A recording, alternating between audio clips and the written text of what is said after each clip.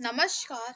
मैं रिद्धि पांडे माखनलाल चतुर्वेदी राष्ट्रीय पत्रकारिता एवं संचार विश्वविद्यालय भोपाल की सेकेंड ईयर की छात्रा हूँ। मेरी सरकार, समाज और मीडिया से मेरी बहुत सारी अपेक्षाएं और उम्मीदें जुड़ी हुई हैं। इस वर्ष 2022 में सरकार से मेरी उम्मीदें 2022 का आगाज विधानसभा चुनाव के साथ होगा। एक नई उम्मीद, एक नई सरकार के साथ हम विद्यार्थी 2022 में सरकार से ये उम्मीद की अपेक्षा करते हैं कि वो शिक्षा के लिए एक नई नीति बनाए, जिसका मकसद ये हो कि 2023 तक स्कूली शिक्षा में 100% एडमिशन हो, ड्रॉप आउट को रोका जाए। नई नीति के जरिए हायर एजुकेशन में भी बड़े बदलाव को अंजाम दिया जाना चाहिए। देश में शिक्षा का इंफ्रास्ट्रक्चर कमजोर है। पिछले एक दशक के दौरान इसमें खर्च देश के जीडीपी के 3% के करीब रहा है, जबकि दुनिया भर का स्टैंडर्ड 6% का है। जानकारों का कहना है कि इस क्षेत्र में ज़्यादा से ज़्यादा निवेश करना चाहिए।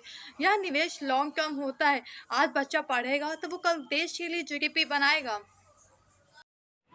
मेरा समाज यानी सोसाइटी से हम सभी ये उम्मीद करते हैं कि वो हमारी बातों को ध्यान से सुने, समझे और उसे आगे बढ़ने में मदद करे, क्योंकि समाज एक ऐसा जरिया होता है जो किसी भी इंसान को आगे बढ़ने में, कामयाब करने में उसकी मदद करता है।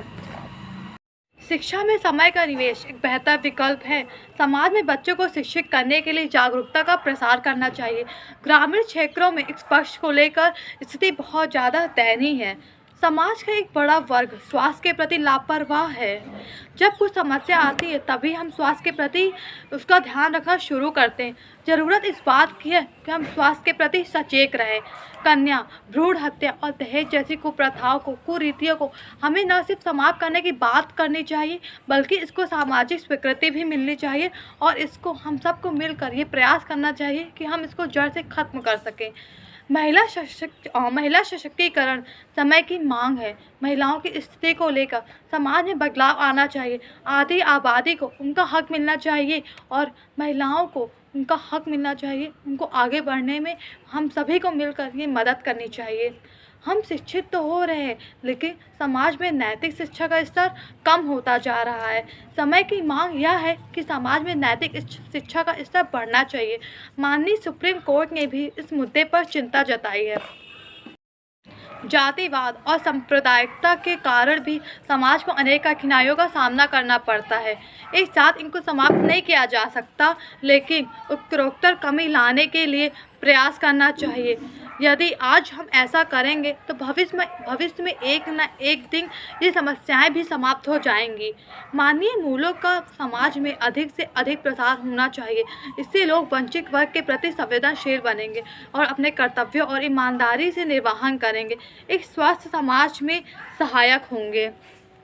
हमें अपनी सोसाइटी, अपने समाज से ये उम्मीद होती है कि वो हमारी बातों को बहुत ही अच्छे से समझेगा। वो हर वर्ग, हर जाति के लोगों को, हर गरीब, अमीर, ऊंच नीच का भेदभाव ना देखकर सबको बराबरी का अधिकार देगा।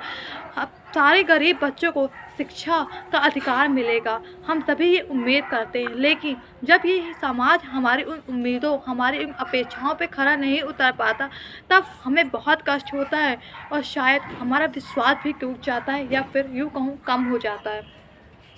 मीडिया से मेरी अपेक्षाएं या उम्मीदें। सोशल मीडिया हम सभी की ज़िंदगी को बदल रहा है। हमारी ज़िंदगी का एक अहम हिस्सा बन चुका है, क्योंकि हम एक जगह रहकर देश की नहीं बल्कि पूरी दुनिया की खबर को जान सकते हैं। सोशल मीडिया की हेल्प से पूरी दुनिया के लोगों के साथ लोगों को एक दूसरे से जोड़े रखने का काम करता है। सोशल मीडिया की हेल्प से पूरी दुनिया के लोगों को एक दूसरे के साथ जोड़ने का काम करता है।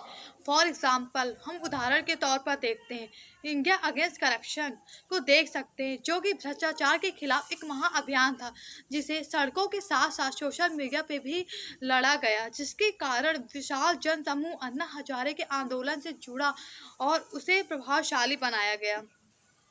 जहाँ एक तरफ हमें सोशल मीडिया के इतने सारे बेनिफिट्स देखने को मिलते हैं, वहीं दूसरी तरफ इसका दुरुपयोग करके कई लोग कई लोग कई अपराधों को अंजाम देते हैं। ये एक चिंता का विषय है जिसका अभी तक पूरी तरह से कोई समाधान नहीं निकल पाया। सोशल मीडिया के माध्यम से लोग भ्रामक और नकारात्मक जानकारी भी साझा करते हैं। फोटो या वीडियो की एडिटिंग करके भ्रम फैलाते हैं, जिसकी वजह से कभी कभी दंगे जैसी स्थिति भी उत्पन्न हो जाती है। मेरी सरकार से ये अपेक्षा है कि इस तरह की अफवाहों को या फिर इस तरह के काम को रोकने के लिए सख्त से सख्त कार्रवाई करे और कदम उठाए और हम सबको सुरक्षित करे।